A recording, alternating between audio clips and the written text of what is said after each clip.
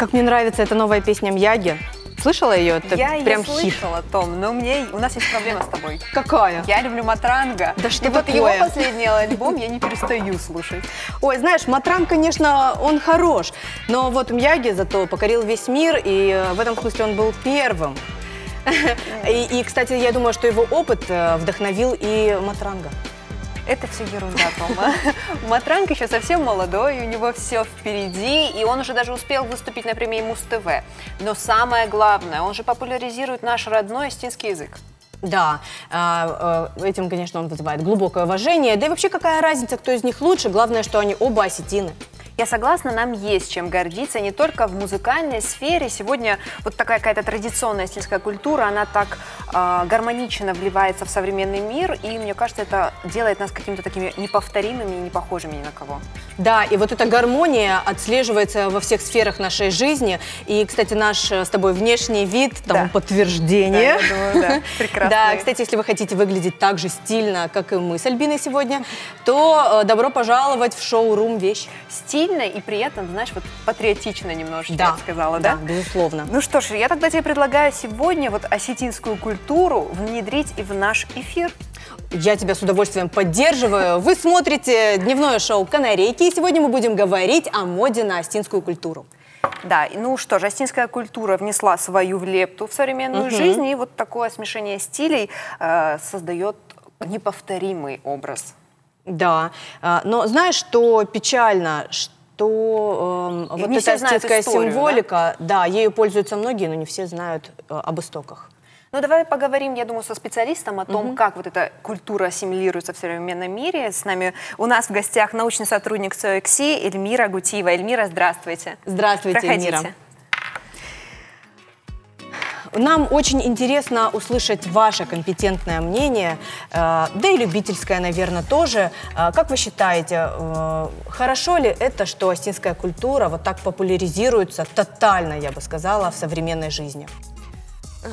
Я очень рада быть в вашей программе. Ну, раз у вас такая импровизационная манера, она заразительная, и я тоже начну с незаготовленного текста. Вы обсуждали наших талантливых певцов, и я хочу сказать, что вот буквально недавно Матранг давал концерт в Москве, и одну из моих девочек, она учится в Москве, ее однокурсница, которая живет в Сибири, и где он очень популярен, учатся они в Москве, где он тоже популярен. Вот она пригласила ее на концерт, с которого наша вышла с осознанием того, что да, горжусь. Вот, да, в смысле, ну, именно в такой не совсем традиционной форме, именно в подаче современный парень с современным мышлением, вот с красивой музыкой. Да, и вы знаете, вот понятно, что у нашей был какой-то личный, субъективный интерес, но там вся публика заинтересовалась тем, что он именно осетин, что он именно принадлежит какой-то особой вот культуре. И мне это тоже было, конечно, приятно. Так что вот. Ну, я, конечно, могу ошибаться, но вы, наверное, далеки от стиля вокального исполнения Матранга. Но гордость ощущаете за Осетию или нет? Вы знаете, как тут дело даже не в моих музыкальных пристрастиях. Я, естественно, как вот в первую очередь патриот, мне было приятно, что вот такой образ талантливого, привлекательного, самобытного человека демонстрируется, и что он ассоциирован с нашей культурой. Мне это, безусловно, приятно.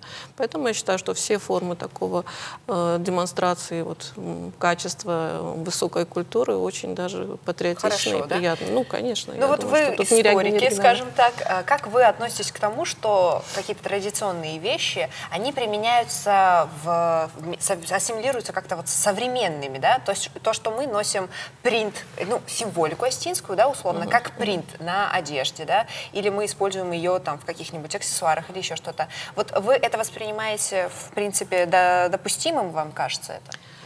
Ну, вот знаете, как я когда шла, вот первые слова, которые я хотела сказать, я не думала начинать с Матранга, я хотела, после того, как поблагодарю вас за приглашение на эфир, я хотела сказать, что боюсь не оправдать ваших ожиданий, потому что у меня нет сформированного мнения по заявленной проблеме. И потом, вот сейчас я уже думаю, может, и хорошо, что у меня его нет, и ваша передача поможет мне оформить свое отношение, потому что, ну, как и все, для меня мода это, ну, я не специалист по моде и не модница, поэтому для меня мода и представления о ней это какой-то набор трюизмов, это вот, ну, что мода капризна, непостоянна, что она циклична, это все мы знаем, ну, и в то же время мы все знаем, что мода отражает общественный запрос. Это какие-то демонстрация того настроения, тех движений, тех чувств, которые испытывает общество. И если в обществе есть силы, которые хотят самовыразиться путем вот такой обозначить свою этническую принадлежность и продемонстрировать это, и транслировать это, то мне это представляется безусловно позитивным. Ну вот вы знаете, что меня всегда в этом смущает, в том, что все-таки мода — это массовое явление, и вот тут нужна такая осторожность, и вот, ну, все в моде должно быть очень высокого класса. Дизайн, исполнительское мастерство, то, как это воплощается, то, кто это носит, в каких ситуациях, уместно это или неуместно, соответствует ли это всем остальным.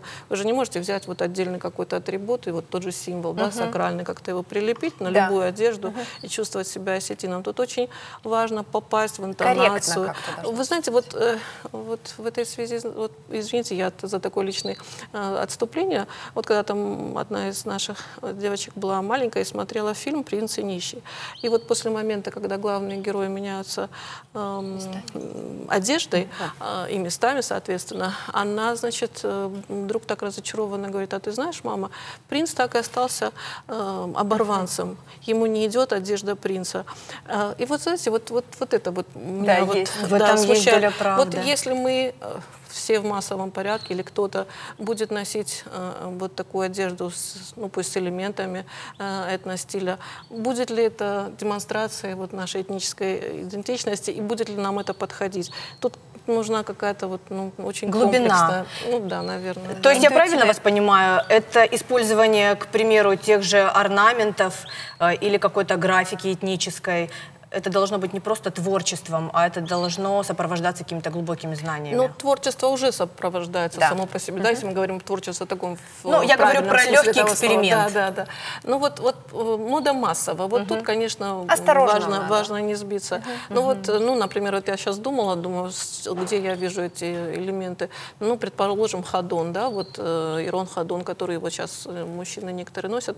И вот, ну, например, я видела, как Бексултан Тулатов, наш замечательный старший, выдающийся актер, благороднейший человек с красивым голосом, с красивой осетинской речью, физически очень красивый, статный, достойнейший.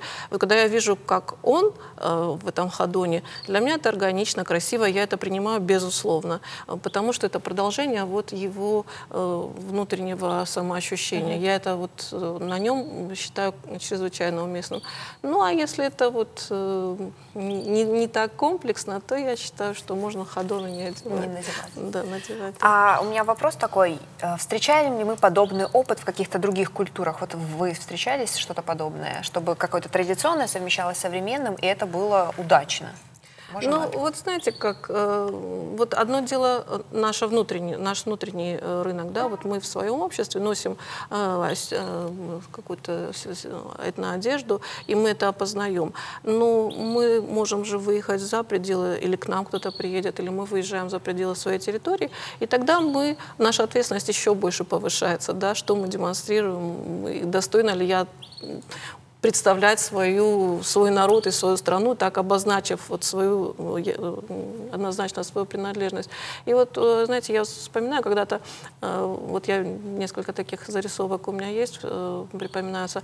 Вот в Вашингтоне есть такой замечательный комплекс Авраама Линкольна, но на меня даже более сильное впечатление произвела группа перуанских туристов.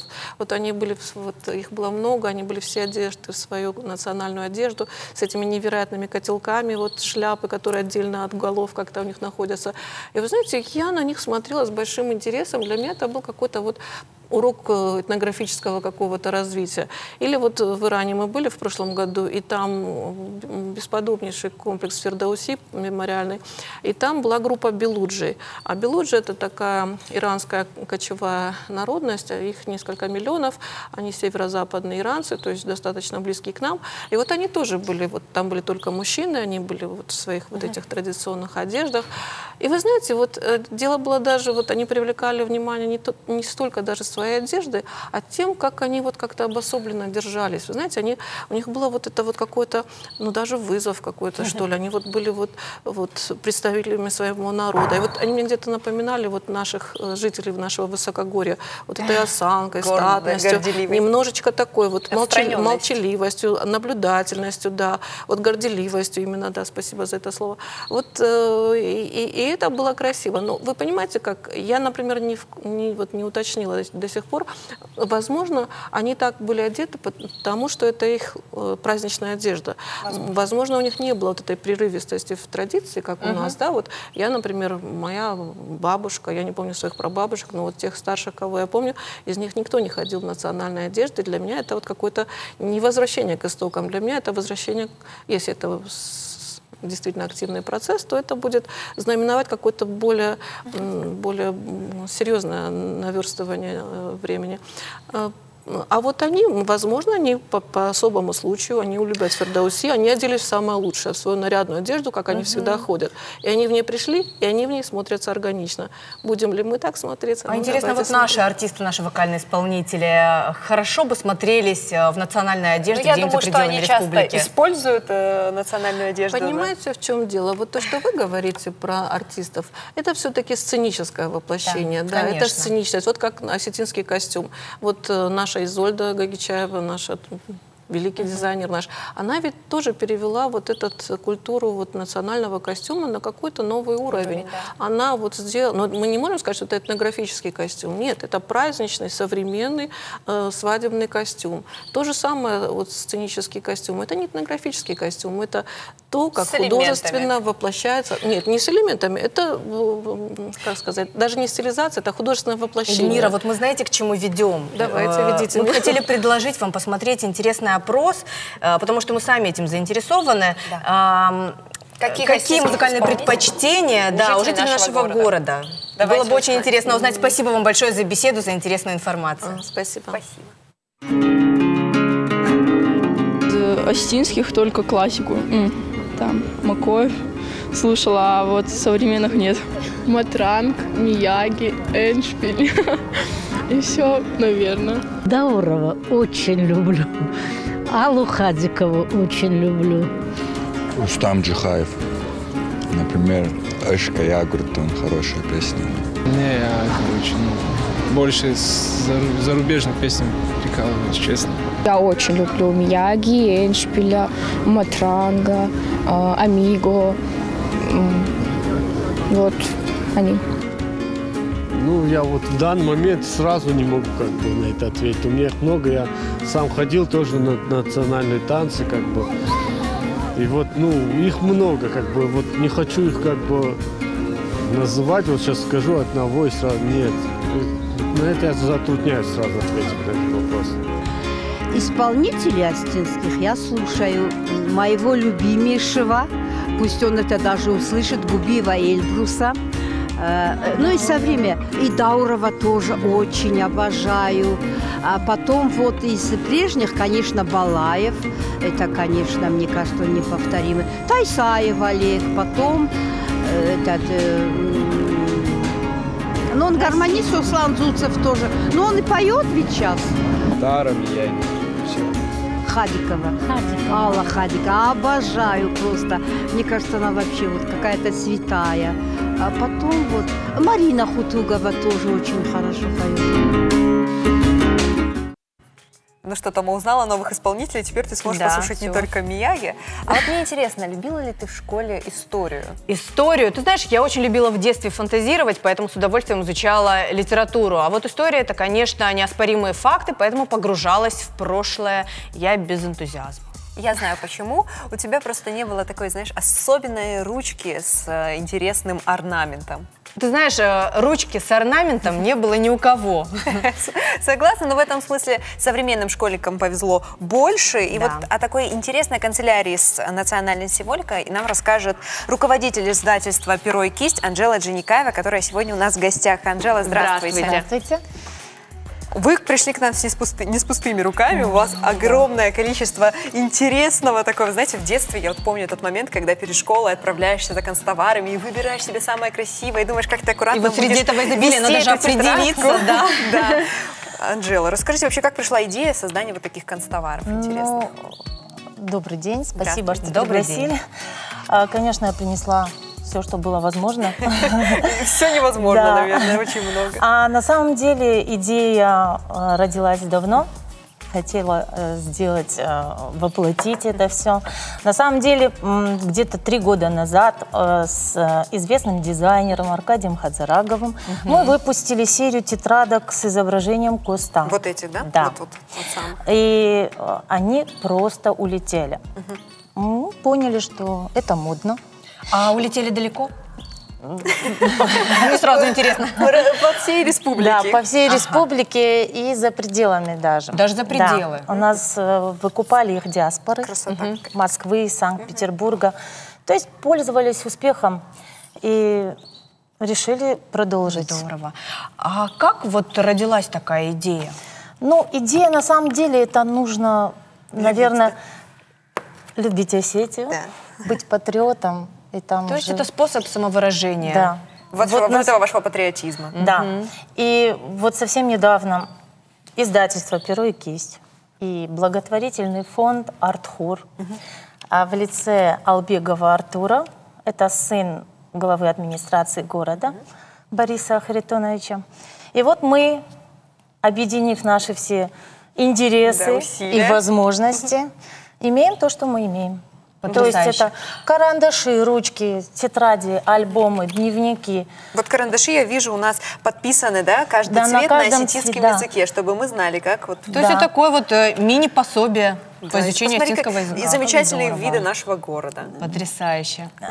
Кстати, хочу поблагодарить нашего художника Роман Джабиев, который даже по ночам, когда мы его просим, делает все это быстренько и очень классно.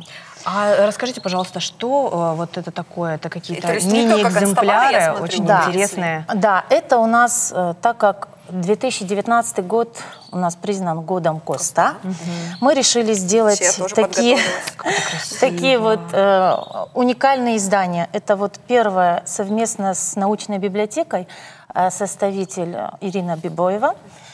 Тут стихотворение «Завещание» Коста Хитагурова на 105 языках мира. Замечательно. То есть эта книжка уже есть везде. Какой-то кропотливый труд. Да. И тут я даже вижу, написано вручную. Это второе издание. Это вот конкретно, ну вот здесь тоже я поблагодарю людей, кто участвовал. То есть это как бы серия Коста и Ромфандер. Тут на 2 языках плюс рукописи Коста. А это впервые озвученный и Ромфандер актерами Северо-Осетинского нашего театра. Да. Замечательно. Тоже уникально. И вот здесь я хочу поблагодарить Тимура Кусова, который очень-очень помог, чтобы этот диск вышел, соответственно, очень качественно. Поблагодарить Зою Газаеву, Альберта Абисалова. И хочу сказать, что этот проект, автор идеи и вот выносил этот проект, это Артур Албегов. То есть с его подачи у нас вот это все получилось. А мне вот интересно, как реагируют люди? Часто ли приходят к вам? Вот нравится им такой формат? Я очень хотела это сказать. Спасибо, что... Я, видите, почувствовала. Для нас самая большая награда — это вот когда люди приходят и вот уходя благодарят. И ну, пожеланий столько, отзывов столько, так это приятно, да, даже не столько, нас материально очень мало что-то волнует, если честно. Ну, такое бывает, когда в работу вложена часть души, да. Потом вы, понимаете, у нас коллектив, я вам скажу, да, коллектив — это наши молодые творческие люди, которые к нам часто заходят, хореографы, художники, режиссеры. И я им хочу сказать огромное спасибо, потому что вот их творческий потенциал, они как-то вот меня заряжают. Тоже, или что-то. Да, и у меня получаются какие-то вот порывы творческие тоже. Хочется что-то делать. Вот я хочу сказать спасибо Валерию Суанову, Гиви Валиеву, Алану Кокаеву. Вот замечательная наша творческая интеллигенция такая, которая Тимуру всех нас Сикоеву с его великолепной Жанной Галуевой. Ну, я... Многим можно сказать. Простите, кого я не назвала. Я думаю, они поймут. Да, вот это вот я считаю творческим нашим коллективом, который вот где-то я что-то упущу. А они наверстают. Альбин, то есть, несмотря на то, что у вас вот с таким огромным тиражированием, ваша работа, ну, это неизбежно, она поставлена на поток, уже своего рода такой конвейер, она у вас не превратилась в фабрику, это как творческая мастерская, правильно? Да, это скорее творческая мастерская, потому что у нас идей много, проектов очень много, и я так думаю, что... И радует то, что это становится модным. Ну, да, иметь вот такой карандаш, иметь такую ручку, прочитать Коста. У нас сейчас молодежь, кстати, учат и записывают видео вместе с этой книжкой, нам присылают. Очень приятно. Спасибо вам вот за такую работу. Да? Вы сегодня всех благодарите, а мы поблагодарим вас за то, что вот так популяризируете нашу культуру. Спасибо, что пришли к нам в гости. Это для нас огромное удовольствие. И вы нас тоже, видите, творчески так вдохновили. Спасибо вам большое. Еще одно спасибо. Давайте. Я очень сильно хочу поблагодарить нашего друга большого, который нам информационно помогает. Это Алан Рогачев, рекламное агентство «Абрикос». Очень большое спасибо, потому что вот с его поддержкой нам стало намного легче. Ну, замечательно. Я надеюсь, что дальше у вас будет еще больше творческих сил, расширяйтесь. Спасибо большое. Вдохновляйтесь. У нас сейчас небольшая реклама, после которой мы обязательно вернемся.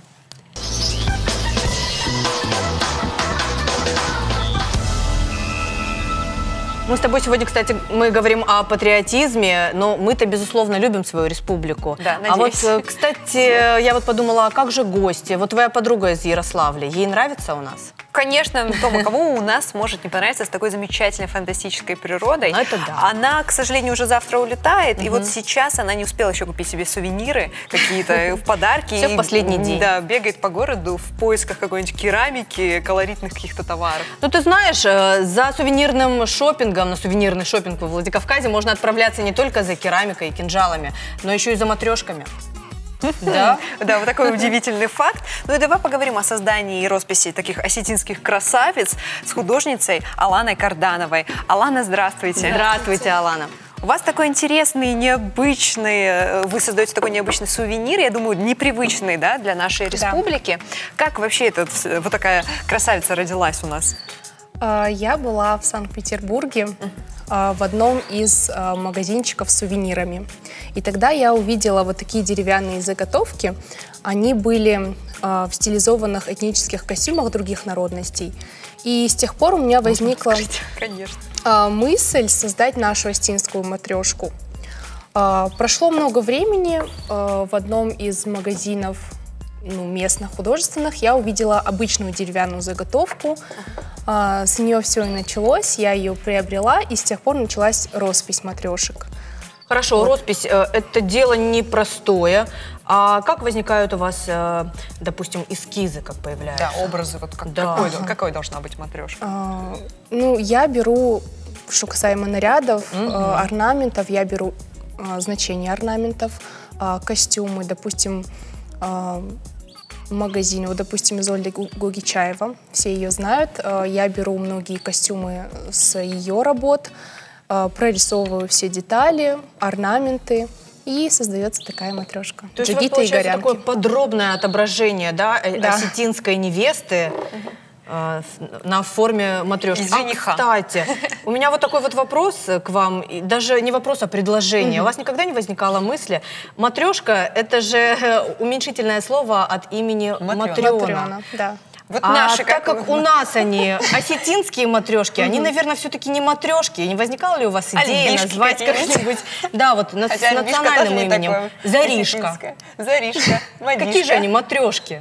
Ну, я обычно даю матрешкам, каждой матрешке свое имя. Вот, так что... Так что, Тома, вот такое массовое можно будет подумать. Вы подумайте на досуге. Мне кажется, это очень хорошее предложение. Покупатели, потребители могут свою матрешку назвать по-своему. Какой вот вообще отзыв, как вам кажется, нравится вам? Покупают люди? Да, им это, во-первых, непривычно видеть русский сувенир с остинскими там, рисунками. Я вот помимо горцев, горянок рисую какие-то достопримечательности Осетии. Вот, так что это интересно даже просто вот рассматривать. Людям нравится. А нет ли у вас планов на расширение вашей деятельности? Можно каких-то еще какие-нибудь... Модернизации ремесла вашего? Я сейчас учусь на факультете социальной работы. У меня деятельность связана с людьми. Вот, поэтому я хотела бы работать дальше с матрешками, но углубиться, как бы давать, что ли, уроки детям, по созданию вот детям, таких, да? То есть по созданию, помогать им. Вот. Ты понимаешь, что нас ждет? Скоро, лет через 10, наши матрешки заполнят весь мир. Обязательно, я в этом не сомневаюсь, я в этом уверена. Матрешкам дорогу. Заришкам. Заришкам. Аланом. Точно. Спасибо вам большое, Алана, Пожалуйста. за такое интересное такое творчество. И, честно, меня вот так порадовали вот эти маленькие заришки. Это очень позитивно, креативно, творчески и, конечно, поэтому успехов вам патриотично. Спасибо в вашей вам работе. Спасибо большое. Вот интересно вообще, как выглядит этот осетинский патриот и встречают ли у нас по одежке? Кто популярнее в Осетии? Крокодил Лакост или снежный барс? Вот как вы думаете? А давай мы узнаем. Да, зачем гадать? Давай узнаем из опроса. Ну, редко встречаются, ну, нормально, красиво, все как полагается. Ну, не так, как в остальных. Это сейчас, допустим, все там Nike, там Adidas, это такие все дела. А вот раз человек с остинскими орнаментами, ну, это реально красиво. Просто вот как полагается. Положительно. Я думаю, что у всех, по-моему, девушек должны быть осетинские орнаменты там на футболках, там, не знаю, на одежде всякой. Очень хорошо. Это придает колорит национальной одежде. Ну, сейчас мало кто их носит, но, ну, вот, допустим, девушка танцует вот в национальном костюме, и на нем должен быть орнамент. Это украшает его костюм. Очень положительно. Мне очень нравится, когда на платье, допустим, орнамент. Это очень красиво, мне кажется. Нейтрально. Почему бы и нет? Ну, мне очень нравится. Ну, они что-то... Я вот знаю то, что они означают. Каждый символ что-то означает. Нормально. Положительно. Положительно, да. Относимся, конечно.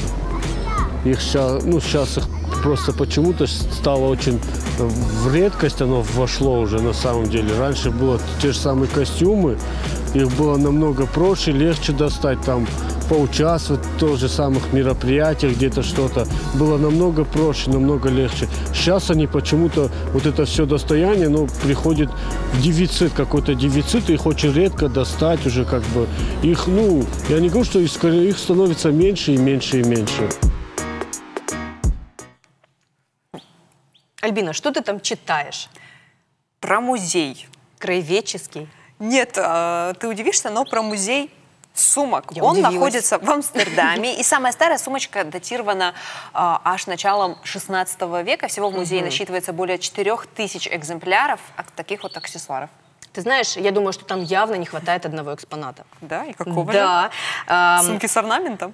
Именно, сумки с орнаментом. А подробнее, кстати, вот об этом ремесле мы поговорим с мастером по изготовлению кожаных изделий Мадиной Кулаевой. Мадина, здравствуйте. Проходите, Здравствуйте. пожалуйста, присаживайтесь. Я вижу, вы уже с примером вашей работы к нам в гости пришли. Вот Замечательный. такой интересный экземпляр. Давайте рассказывать и показывать, с чем же вы интересно таким занимаетесь. Я занимаюсь пошивом кожаных изделий. Изделия у меня с техническими элементами, конкретно орнамент, герб Осетии, здесь у нас вот талантская звезда. А в основном изделия я прошиваю вручную, так как это надежнее и, соответственно, внешне тоже лучше смотрится. Но вот прям явно видно, что изделия выполнены капитально. Да, и так. Да. Все вручную Такие пробивается, увесистые. прошивается плотными вощеными нитями. Ага. А вы вот в создании изделий, при создании изделий, вы в какой-то сакральный смысл вкладываете в Да, вот оформление вы или нет? где-то, может быть, консультируетесь, символах? Узнаете что-то? Да, конечно. Я нашла одну книгу «Остинский орнамент», кажется, 60-го года. И там я какой-то орнамент я оттуда беру, допустим, что-то от себя добавляю, советуюсь с художниками, с работниками нацмузея и добавляю какие-то свои элементы вместе с художником. А давайте на примере одного какого-то изделия мы с вами поговорим. Расскажем историю его уже, создания. Вот, например, такое замечательное портмоне. Да, это клатч Лонгер у нас. Но это у нас вот наши дизайнеры придумали знак, но это диктует сейчас современное общество. Соответственно, вот знак 3 слезы тоже, это тоже современное. И вот 3 головы барса. Ну, то есть тут идет такая стилизация. Да, это уже вот современное. Это вот использую растительный орнамент, животный и так далее. Вот здесь вот такая. А в железе, я тоже так смотрю, прослеживаются у вас какие-то? Ну, это вообще греческая фурнитура, но я подбирала ближе, чтобы хоть какие-то элементы орнамента тоже были. Да, совпадали. Ну, я думаю, можно даже рассказать, как вообще это началось у вас, такое увлечение интересное. Ну, это вообще удача, можно сказать. Вот здесь у вас такая замечательная целая картина практически. Да, это у нас аланская охота. Исторические факты прослеживаются, да? Вот это пояс, и мы просто... Можно вот так обходить человека и узнавать историю. Да, долгий процесс был при создании этого рисунка, но мы его добили с художником и сделали. Ну что ж, вернемся к моему вопросу, который я сама же прервала. Как это вот у вас родилось все? Ну, это свое дело я начала в 2015 году. Вообще я любила, с детства любила рисовать, шить куклам одежду. И вот после окончания института поступила в швейный лицей, мой любимый, где я очень любила учиться. И потом получила там навыки шитья. И в декрете, как у многих женщин, да, встал вопрос, чем же заняться, чтобы скучно не было. Был момент, когда супруг приехал с международного фестиваля, там ручных работ, сделал там сумку с мастером и привез ее. И я подумала, неужели я такое не смогу сделать? И вот поехали, закупили начальный капитал 15-20 тысяч, он мне помог. Так, бизнес-планка, Тамара, записывай, сколько нужно для начала. Ну да, для начала немного надо, в принципе. И вот начала потихоньку делать. Были. В том же году я решила поехать на Северокавказский форум «Машук», где одобрили мой проект и получила грант. Ну, какая вы молодец. Да. Почему вы именно вот заинтересовались такой осетинской символикой? Вот что вас в ней привлекает? Ну, вообще, ну, есть спрос, есть предложение, поэтому... Вот. То есть вот вы тоже, да, замечаете эту всеобъемлющую популярность каких-то наших традиционных символов, какой-то вот культуры нашей вот в современных каких-то вещах? Проявлениях, да. Чувствуете, да, что растет? Конечно, да. Постоянно какие-то новые рисунки. Сейчас тоже у нас в стадии разработки новые орнаменты, новые там бой, там скифский с конниками. Вот сейчас в процессе у нас тоже. Скажите, а может ли простой обыватель, человек, который не имеет определенных навыков, в домашних условиях вот изготовить такое изделие или нет? Может. На самом деле это очень даже не сложно. Главное дружить с геометрией, да, наверное? Линейка. Или этого недостаточно? В прошлом году, вот в 2018 году я опять-таки поехала на Машук, выиграла грант. Мой проект предполагал создание учебного центра на основе действующей мастерской. Вот уже как с начала месяца ко мне ходят ученики, учатся и очень даже успешно. То есть у нас дело это будет продвигаться дальше? То есть у вас уже даже есть последователи? Да, очень даже хорошо уже ремни сделали, кошельки, и очень даже хорошо получается. А вот самый сложный для вас, для того, чтобы овладеть этим мастерством написания этого символа, да, вот, или как правильно, я не знаю, даже произнести, какой символ для вас был самым сложным? В выполнении, то есть процесс, вот в процессе работы. Да, допустим, какой вам сложнее всего дался из всех вот орнаментов, символов? Что для вас было самым сложным? Ну, сложным, ну, одинаково, мне кажется. Одинаково, да? Сложным было то, вот что... такое, например, полотно вот сложно героическое. было, вот, допустим, вот это, потому что его не было в векторе, допустим, вот этого рисунка. Долго искала художника, кто бы мог это сделать четко, чтобы все детали были видны. Много переделывала, что-то сама дорисовывала. В общем... Ну вот не зря говорят, что первый блин комом. А ваша первая работа, была ли она комом? или нет? Или сразу получилось удачно? Ну, конечно, была, да, у всех есть. А что это было? Какой символ это был? Первый. Это была сумка такая дорожная, кстати, надо было ее взять. Она была полностью сделана вручную, края тоже были кожаным шнуром обделаны. Вот с ней, кстати, я поехала на Машук, она была очень такая эффектная. Вы сами пользуетесь своими вещами? Конечно. Ну, если честно, себе жалко. Вот сейчас я хожу... Сапожник без сапог. Да, себе жалко, лучше продать, чем самой носить. Ну что ж, спасибо вам большое. Очень интересная работа. Вот меня лично потрясла вот эта вот целая картина на ремне. Это целое искусство, а не просто какой-то бизнес, мне кажется. Спасибо вам за вашу работу. Мы желаем вам успехов, удачи вот вашим последователям, которых вы обучаете. Да. Даже без него. Ну а у нас сейчас что, Тома? А у нас сейчас рекламная пауза. Рекламная пауза. Как всегда.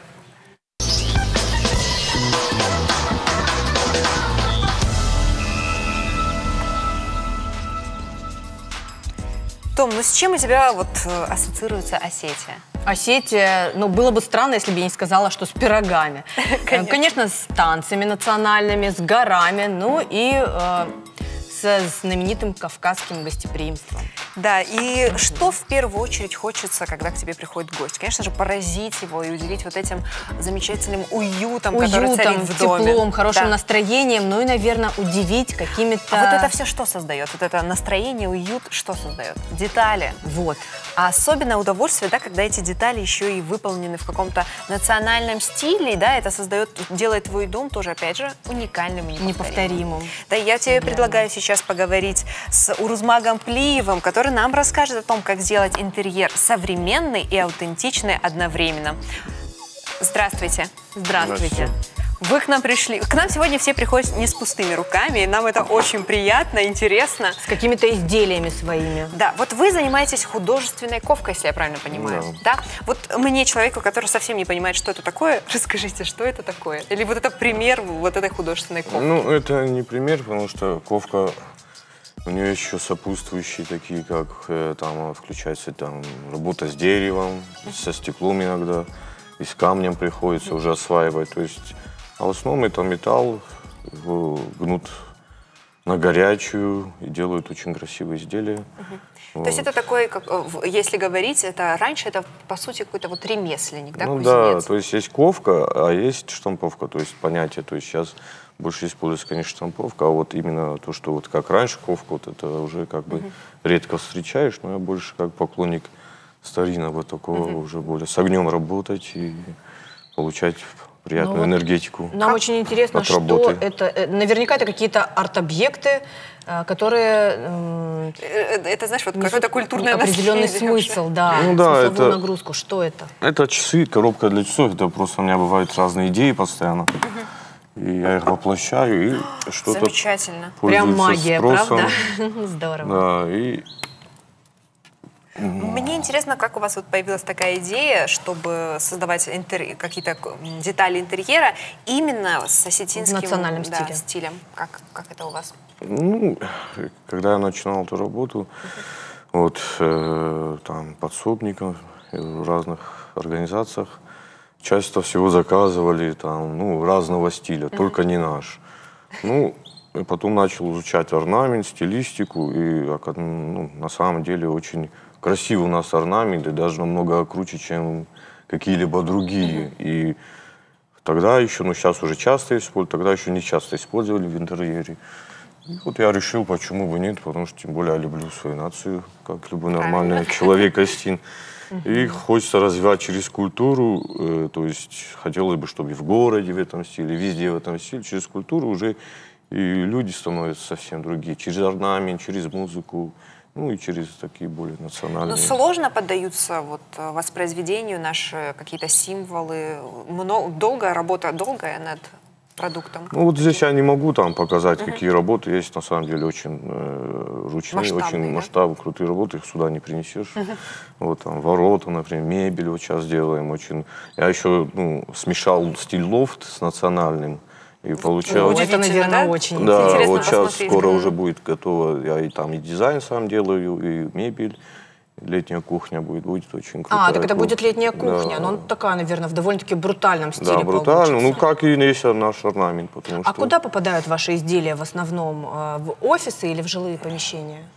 В основном жилые помещения, ну вот как вот такие часы, в основном это для подарков дарят там, уже кто в кабинетах работает. Они ну, идут неправильно. Да?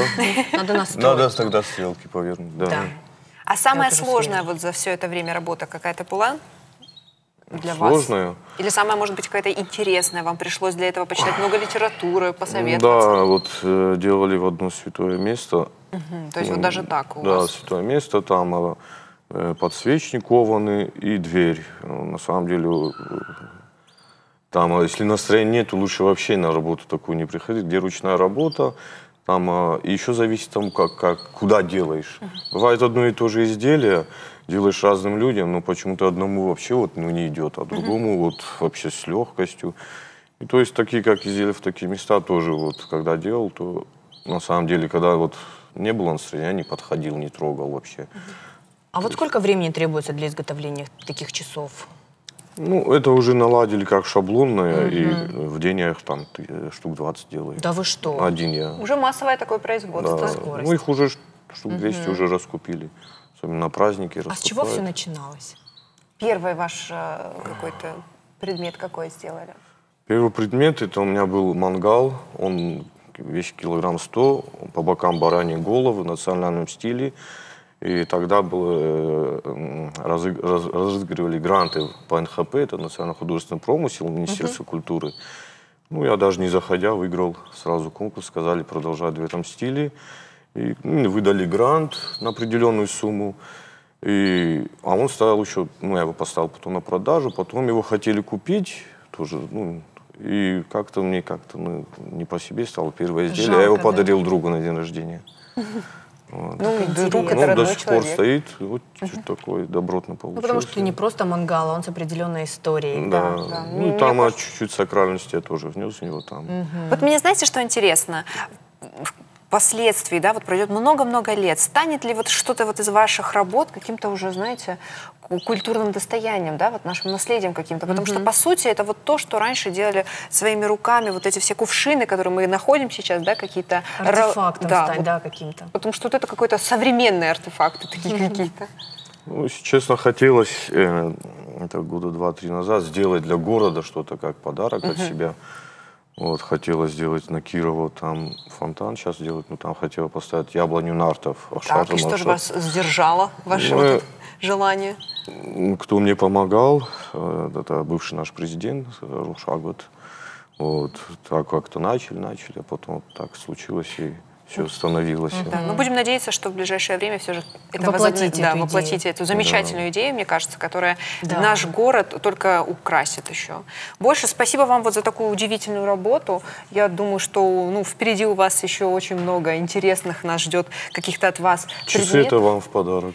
Да вы что, Спасибо вот такие замечательные. большое. Я вот сейчас смотрю, я вижу, Даже здесь бирочка Иристон деревянная. написано. Замечательно. Да. Тома, ты Просто часы. за границу Приятно. отправляю, поэтому Y там не поставил. А, да. А мне вот интересно, может быть, я просто не осведомлена, что значит вот эти 3 девятки, которые читаются, если вверх ногами, то 3 шестерки. Не, они 3 девятки, потому что надпись сверху уже правильно читать 3 Да, девятки. вот так. Ну, это как бы счастливое мое число, это раз, и знак качества, как на золоте. Вот. То есть мы теперь можем быть уверены. Да. Ну что ж, спасибо вам большое, что к нам сегодня пришли. Интересно. Мы желаем вам только вот успехов в вашем творчестве. Спасибо. Ну и вот мы с Томой сегодня такой наглядный пример того, да и вот ваши все предметы, то, что осетинское может быть таким стильным, модным, да, современным каким-то. Но я думаю, что если у кого-то даже остались сомнения, что это так, вот наш следующий сюжет развеет вот все эти сомнения. Давайте посмотрим.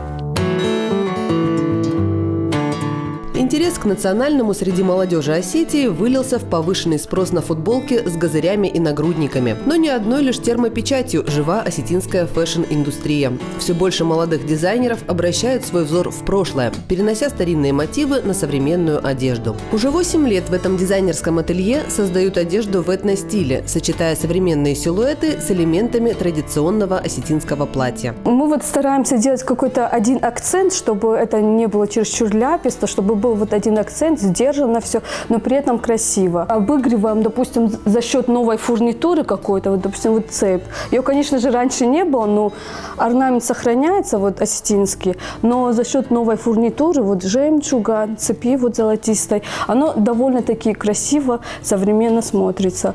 Задача дизайнера – грамотно подобрать детали, чтобы готовое изделие выглядело стильно и современно, но при этом имело подчеркнуто осетинский характер. В ход идут вышивка и аппликации, стилизованные под национальные орнаменты. Тут главное не переусердствовать, иначе наряд превратится в пародию. Этностиль читается не буквально. Ну, вот, допустим, вот элемент стеганки.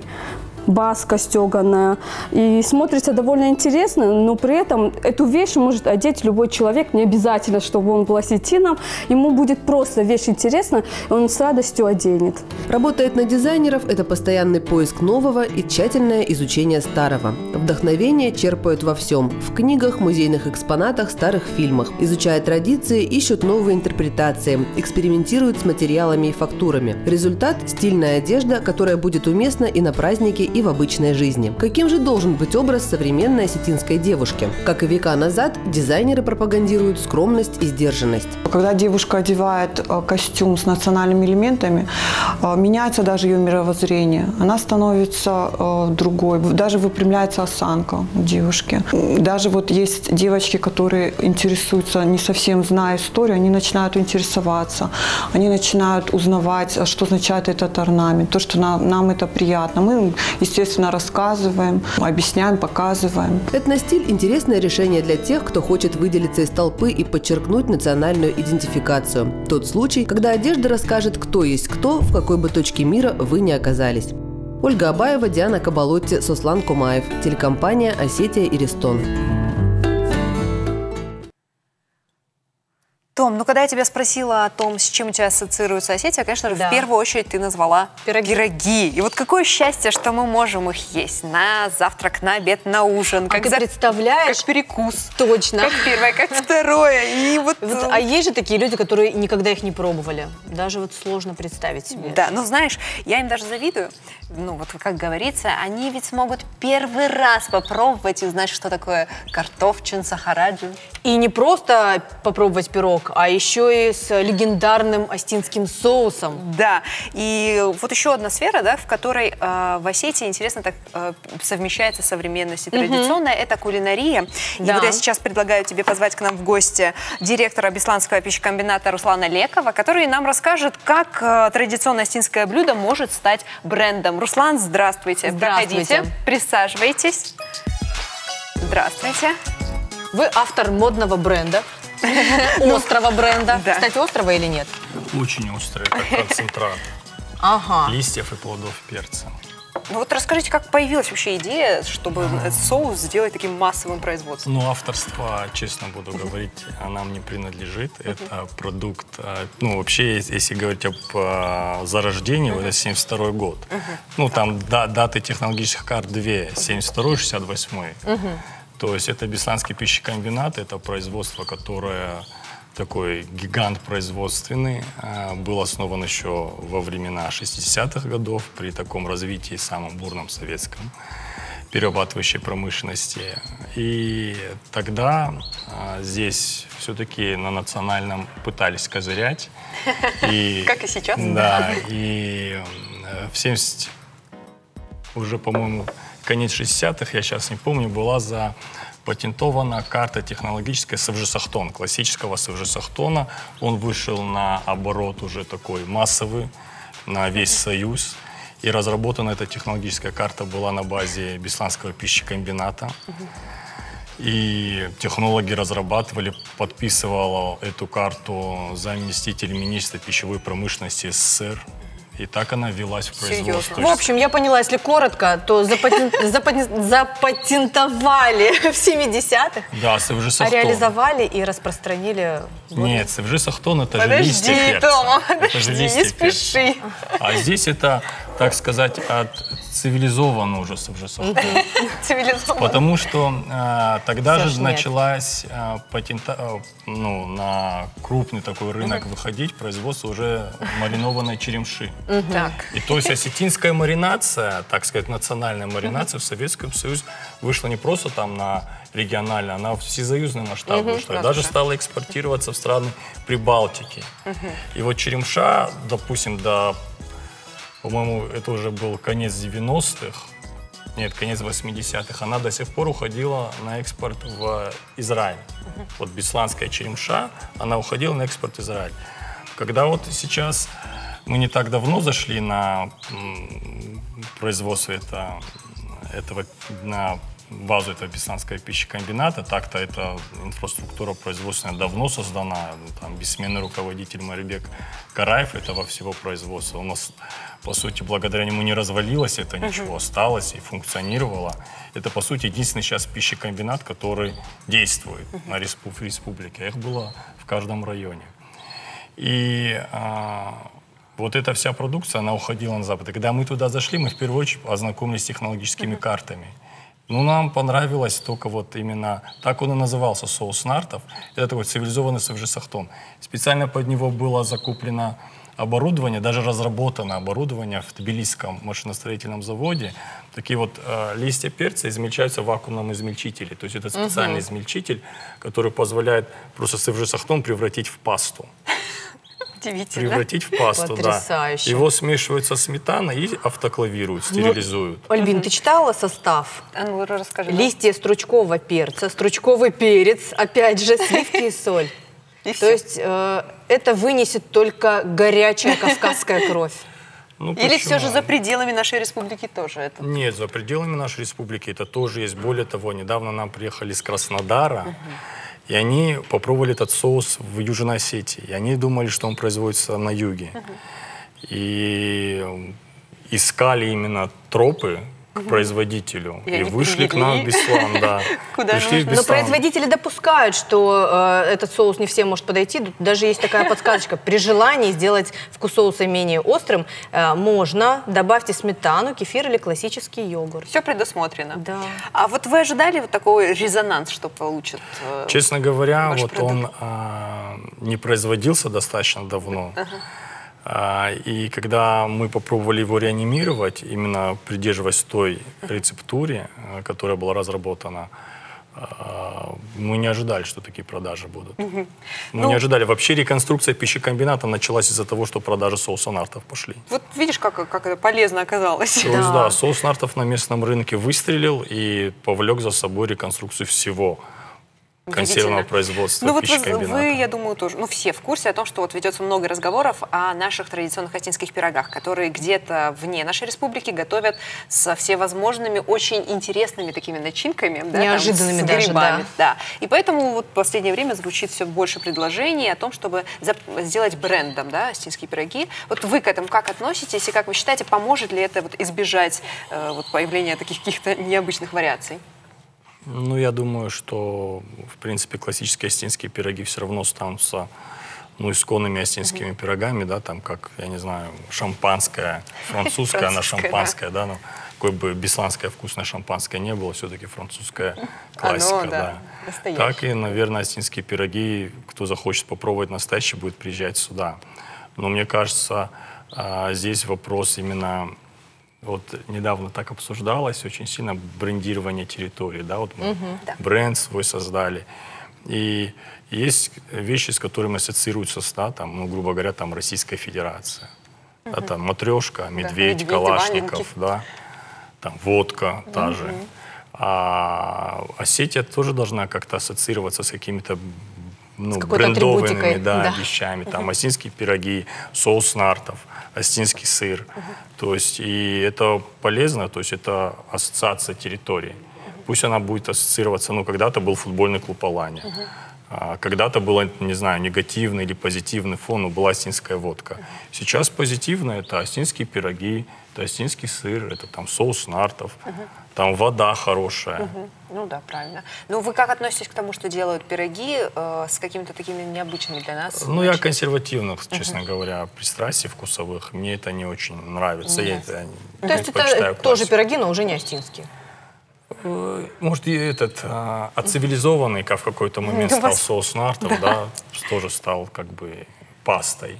Да. Ну, а у вас есть какие-то еще идеи такого подобного резонансного продукта? Соус будет, линейка соусов будет доработана и добавлена, но именно классический мы еще сделаем чесночный соус, ну, рассахтон.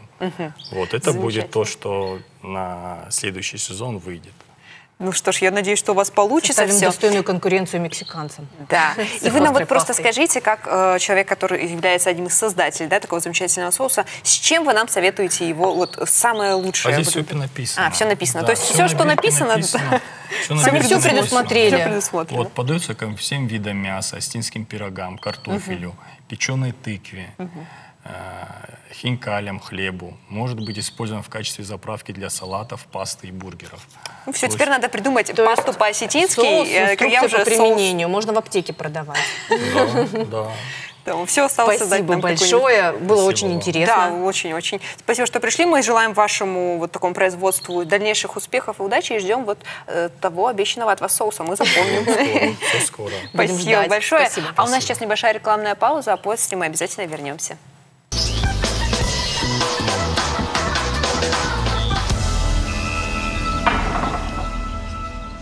Ну что, еще одна сфера, где можно вот так как-то интересно применить элементы традиционной какой-то культуры, это ювелирные изделия. Вот мировые дизайнерские дома уже давно включили какие-то этнические украшения в свои коллекции, и Дольче Габбана, и Шанель, и Кристиан Диор. Все они создают регулярно яркие, динамичные этнические линии какие-то. Конечно, украшения в этностиле добавляют в образ какой-то загадочный элемент и делают его особенным и изысканным. И как и из чего создают современные украшения с традиционным колоритом в нашем сюжете.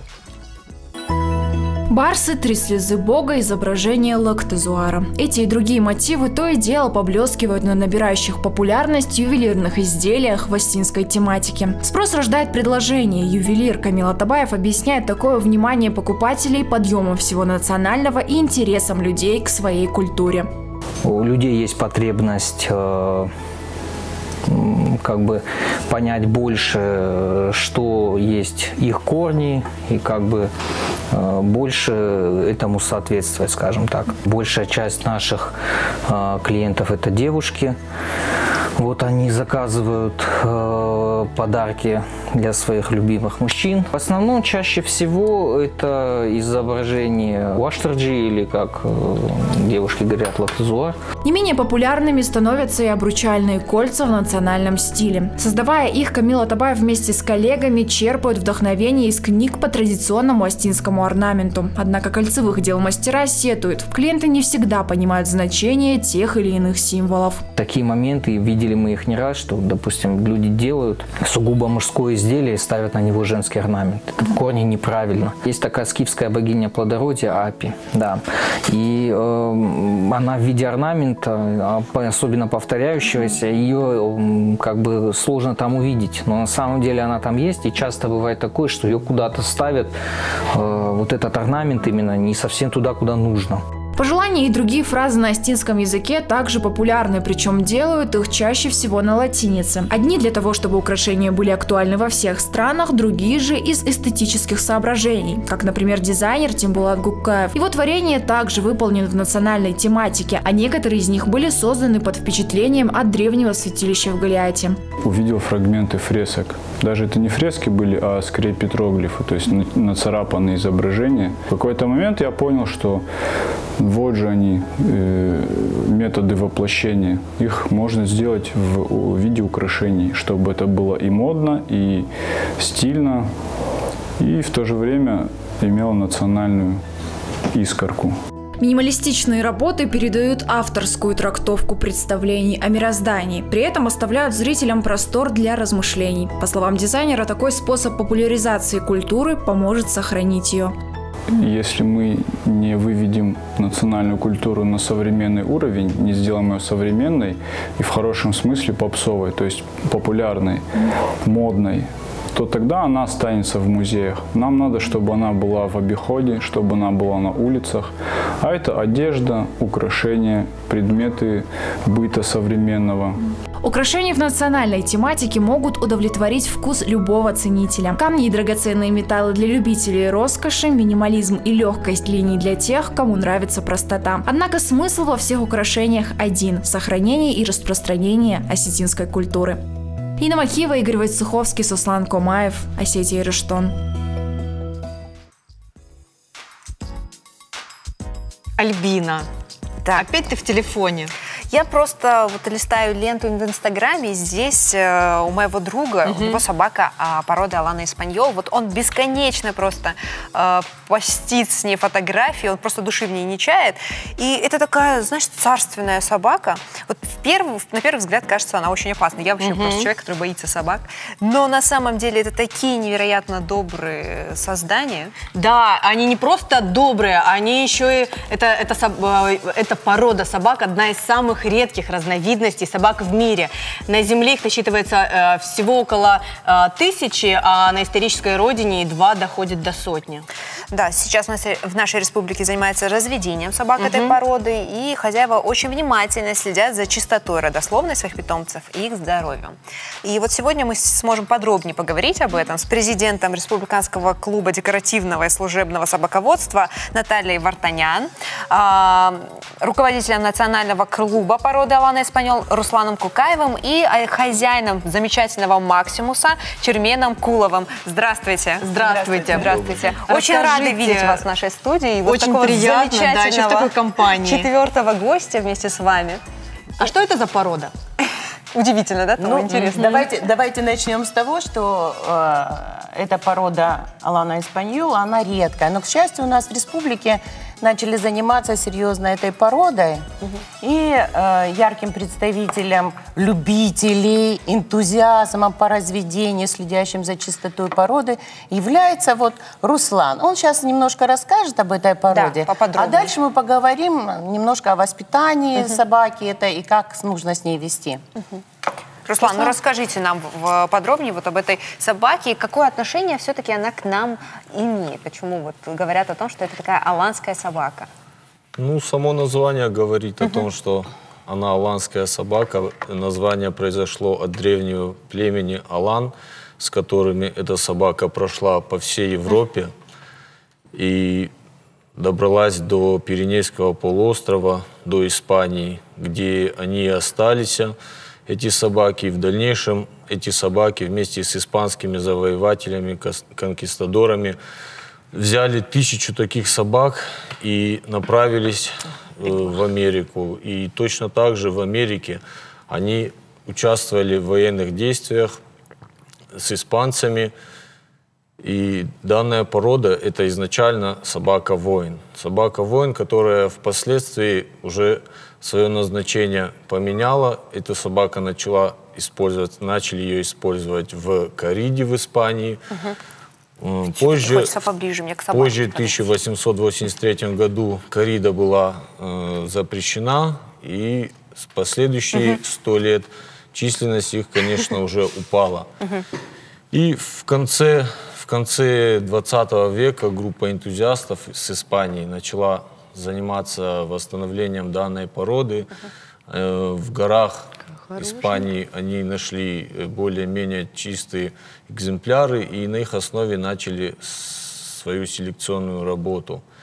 Дальше, уже когда поголовье достигло определенного уровня, в 1997 году они уже сделали стандарт, основали стандарт. И собака была признана в Испании. К сожалению, Международной кинологической федерации она не признана, как и в Российской Федерации. Но в данный момент нам удалось зарегистрировать эту породу в независимом региональном кинологическом альянсе, офис которой в Санкт-Петербурге находится. Она тоже при немецкой кинологической организации состоит. И сейчас мы хотя бы занимаемся, вот наша селекция идет более-менее правильными поступательными движениями. Мы уже выдаем родословные, щенячьи карты, то есть собаки фиксируются, уже более-менее какая-то чистота уже получается, быть, да? А мне вот интересно, немножко отстраненный вопрос. У нее хвост в наличии, а уши, я смотрю, обрезают, да? Купированный. Ну, это... Так она бойцовская собака или нет? Нет, это не бойцовская, это вот самое такое заблуждение, которое люди считают, что она бойцовская. Это боевая собака. Но она миролюбивая, да? Да. Это, несмотря на ее грозный вид, она совсем не такая. Ну вот, но если я ее поглажу, я... Тома, я на себе испытала, не переживай. Я человек, который боится собак, не побоялся подойти. Она миролюбивая, прекрасно ладит с людьми. Извини, что перебила. Она не миролюбивая только потому, что у нее правильный хозяин и правильное воспитание. Вот в чем секрет. Любая собака изначально, она может проявлять агрессию в незнакомой ситуации, потому что она охраняет себя. И заложенное то, что в ней гены, это, конечно, она бойцовая собака. В каком плане бойцовая? Она может ходить на зверя, на охоту, вот, нести какие-то служебные обязанности, хорошим охранником является. Вот. На данный момент это собака-охотник. Собака-охотник на крупного зверя, на оленя, на кабана используется. В Испании также у нас уже... У охотников есть такие собаки, которые прекрасно себя показывают в охоте. Ну вот я замечаю, что у нас все больше и больше становится владельцев таких собак. Вот, Чермен, вы как решили и как давно у вас появился вот этот замечательный пес? Ну, относительно недавно. Почему? Потому что заинтересовала очень сильно эта порода своим происхождением и так далее, да и внешним видом тоже. И то, что она не является бойцовской собакой, это тоже, и в том числе и охотничья.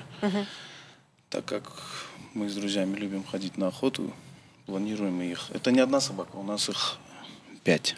Лично. 5 вот таких замечательных. Говорят, что животные, питомцы, всегда бывают похожи на своих хозяев. Вот у вас прослеживается вот такое сходство? Очень сильно похоже бывает. Он так это скромненько говорит, он вообще в клуб пришел в 14 лет. И первую собаку, это немецкая овчарка, дрессировал вот от и до. Он выступал на показательных выступлениях у нас в клубе. Это давнишняя его любовь вообще собаки. И поэтому этот человек очень серьезно относится к этим собакам. Вот какие интересы у него появляются, допустим, охотничьи. Он приобрел себе То есть собачку. натура у вас властная? Нет. Нет? Абсолютно нет. Нет. А как можно дрессировать собаку и при этом ей же нельзя показывать слабость свою? А это терпение и знание. Дружеские отношения, да? Ну, самое главное терпение. Всегда говорят так: насколько отдрессирована собака, настолько, насколько терпелив ее хозяин. Вот и все. Чермена, вот мне интересно, вы когда гуляете с Максимусом, вы не чувствуете, что вас все так боятся, остерегаются немножечко? Кстати, чувствуете, какой вы горделивый при этом? Она же без намордника, это же опасно. Живут в Феодоне, так как я сам там проживаю. И там территория достаточно позволяет, чтобы выгуливать и отпустить ее. Поэтому... проблем с этим, с тем, что какая-то может быть опасность для кого-то. Но можно, если даже выйти с ней, где люди, там и люди бывают всегда на прогулке, где-то встречаются, ноль реакции, агрессии никакой не бывает. Ну вот я вот рядом стою и чувствую. Команды выполняет какие-то? Ну она только учится их выполнять. Им уже год только. Только годик. А вы нам можете что-нибудь продемонстрировать? Нет. Нет? Еще пока никакого возраста продемонстрировать. Она, наверное, засмущается. Нет, здесь раздражителей много просто. А вот какая-то особенность в воспитании именно такой собаки у нас есть? Или это, в принципе, у всех собак мы можем воспитывать как-то одинаково? Или вот у этой породы какое-то особенное отношение к ним должно быть? Нет, подход к каждой породе разный, и каждой собаке разный. И подходы абсолютно... разные. Вот даже команду там сидеть, лежать. У каждой собаки есть свои какие-то привычки, с которыми нужно как-то бороться. Да. И поэтому разный подход к этому делу. Понятно. Вон даже спросите, вот много держит собак, вот много держит собак. И они скажут, что к одной собаке один подход, другой абсолютно подход. Правильно же? Конечно. Альбин, ты знаешь, я всю жизнь думала, что я кошатница. А теперь я поняла, что это не так.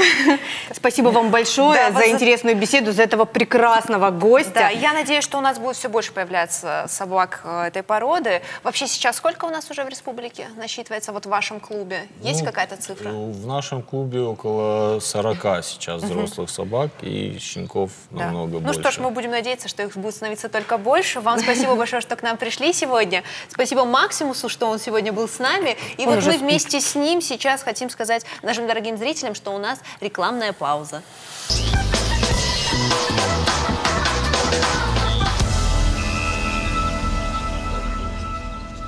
Замечательная новость порадовала всех любителей кино. К тому же еще и национального. С 15 по 17 апреля в кинотеатре «Алания Синема» состоится показ первого эпизода исторического сериала «Рагон». Да, я тебе сейчас предлагаю посмотреть пока трейлер этого сериала. Давайте посмотрим, а потом обязательно вернемся, и у нас сюрприз.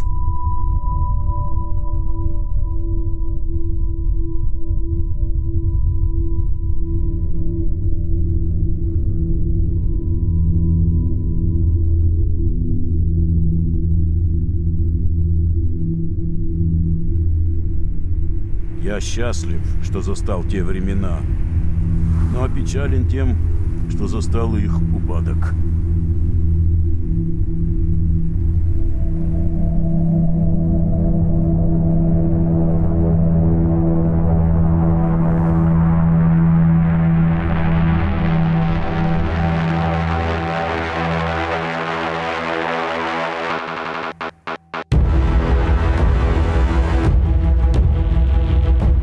Твои деньги здесь. Но сначала объясню, с чем тебе придется иметь дело.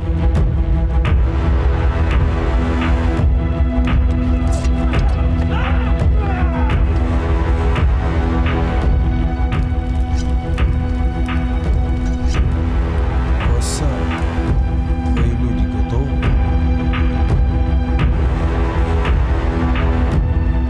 Чиля, командиром ходу. Много заплатить. Зачем ты отправил этого человека блуждать между веками?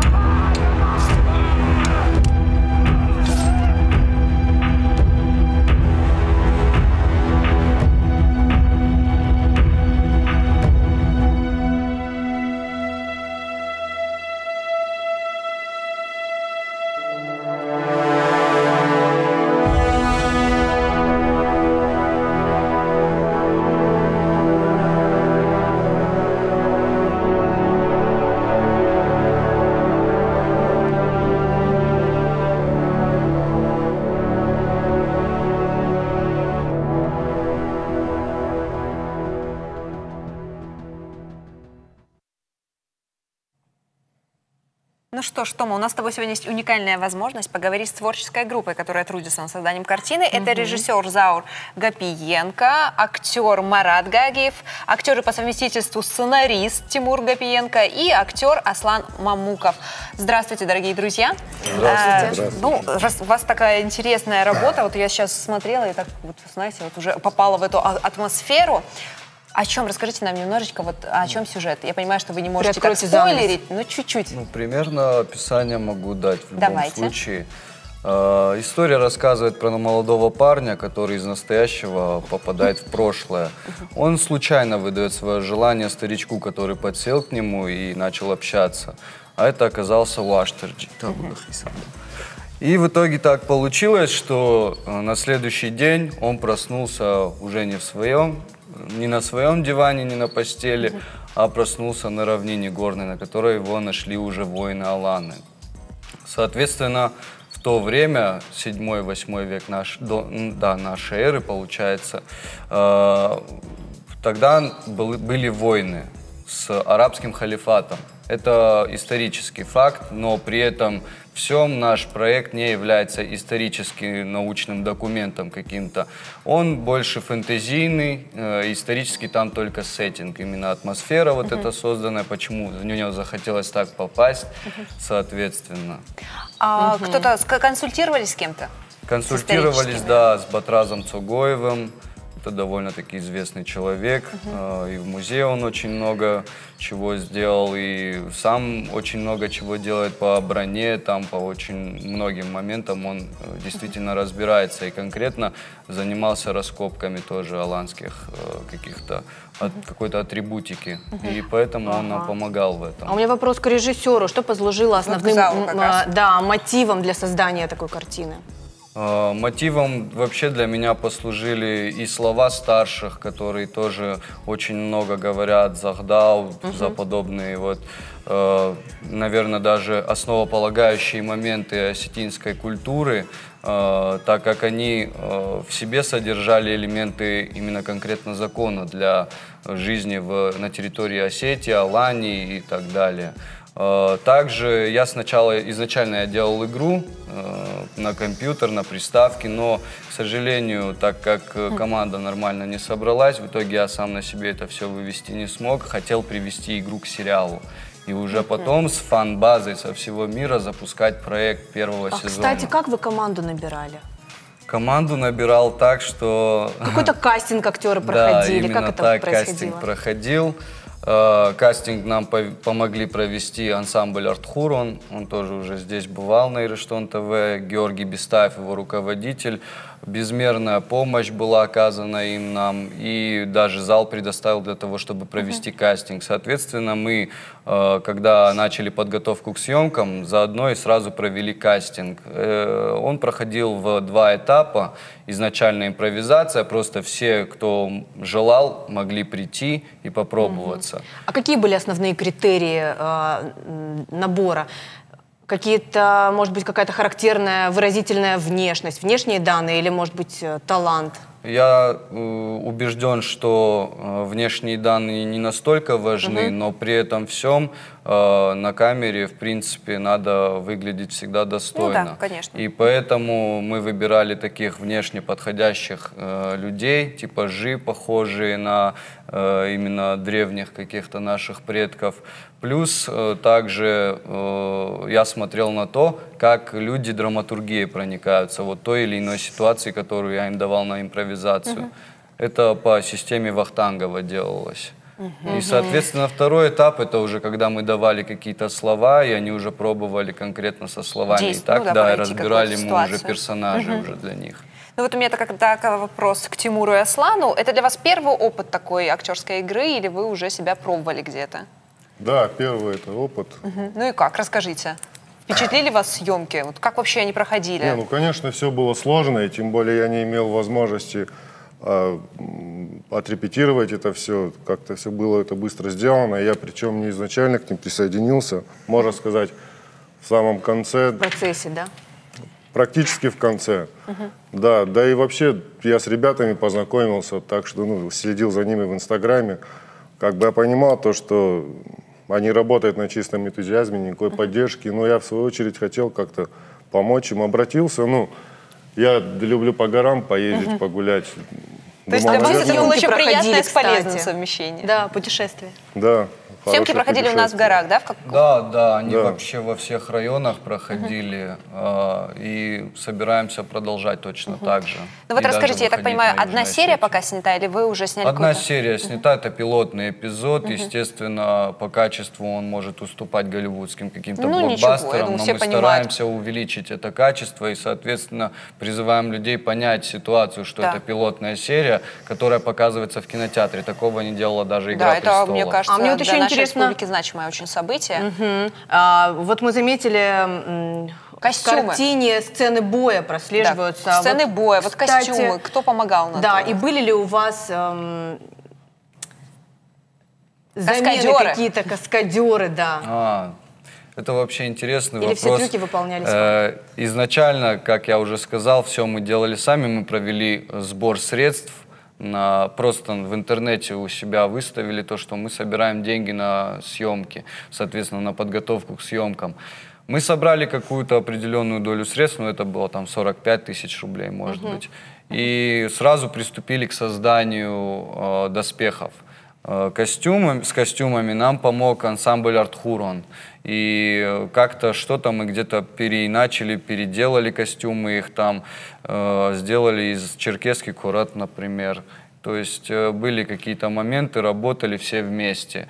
А трюки насчет вот этих драк, боев, нет, никто нас не менял, мы сами это все делали. А кто постановкой боев занимался? Ну, постановкой боев мы занимались вместе, в принципе, проводили репетиции я и Тимур вместе с людьми. И, соответственно, нам помогли немножко люди, которые конкретно уже в этой стезе работали и просто обучили нас азам, а мы уже впоследствии начали заниматься и продолжать придумывать, фантазировать сами. Мы уже также выступали на европейском чемпионате по боксу, и тоже в рингах это мы были, мы устраивали боевку, так что всем людям это нравится. Но еще такой вопрос, какого отклика вы ждете от зрителей? От зрителей мы ждем, ну, в первую очередь, понимания. Это самое главное. Мы не жаждем прекрасных каких-то речей в свою сторону или негатива. Мы просто хотим, чтобы люди поняли, насколько сложно дается такая работа. А еще и когда нет подходящего оборудования, когда нет бюджета, и, соответственно, это все очень сложно. Но мы были готовы к этому и готовы к любой реакции зрителя. Первая реакция, которая была получена в Доме кино, она была идеальная. Просто мы были довольны абсолютно всем. И старались вывести на большие кинотеатры остальные республики, соответственно.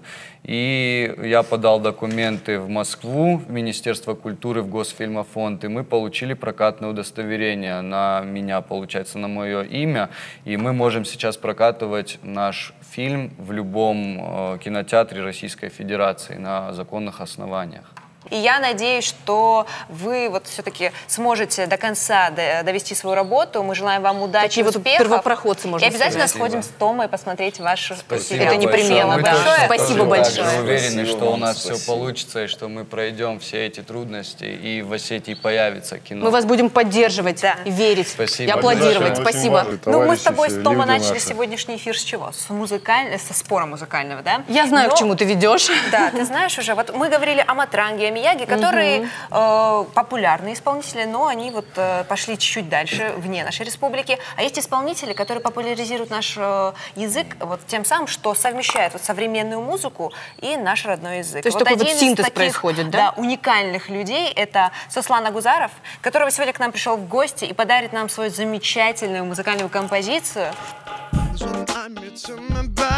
My mama dak och tsemma dari Ne feda winu ma do kari Suvaldo now Badunan kardi Kadr bakti mama aboni Mani nildan summa tahtoni Yılını durdu da mama bonay Cisur taksi şidi du hey Ne au Ne au Ne au Ne au Ne au Ne au Ne au Yılnak zürt Min tagay Armastar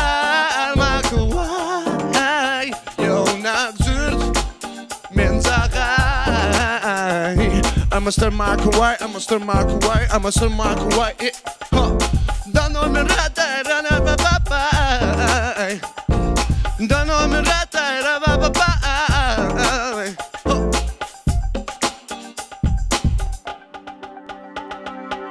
Da zarda rosma, sama dari, da amon sabes anabari, khazari boni sorma bari. Баде махварши лагус Уйдер не взяли Кадр бахты мама Бони мани не гултан сумазах Тони Ялны турды зал мама боне Дис турцах цушите духай Не ау о не а Не а не а Не ау не а Не а Yılnak dürt Yılnak dürt Men tagay Star my Kauai, yılnak dürt men tagay. Hey, I'm a star my Kauai, I'm a star my Kauai, I'm a star my Kauai. Hey, don't know me rata, rata ba ba ba. Hey, don't know me rata, rata ba ba ba. Oh, oh, no. Oh, oh, no.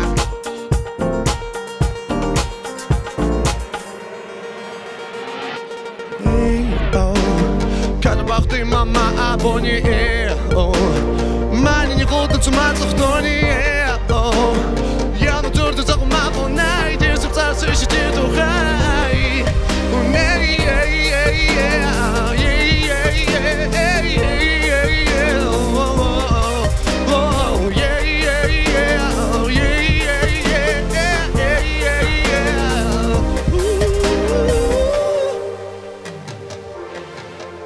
Мы прощаемся с вами, дорогие друзья, и увидимся ровно через неделю.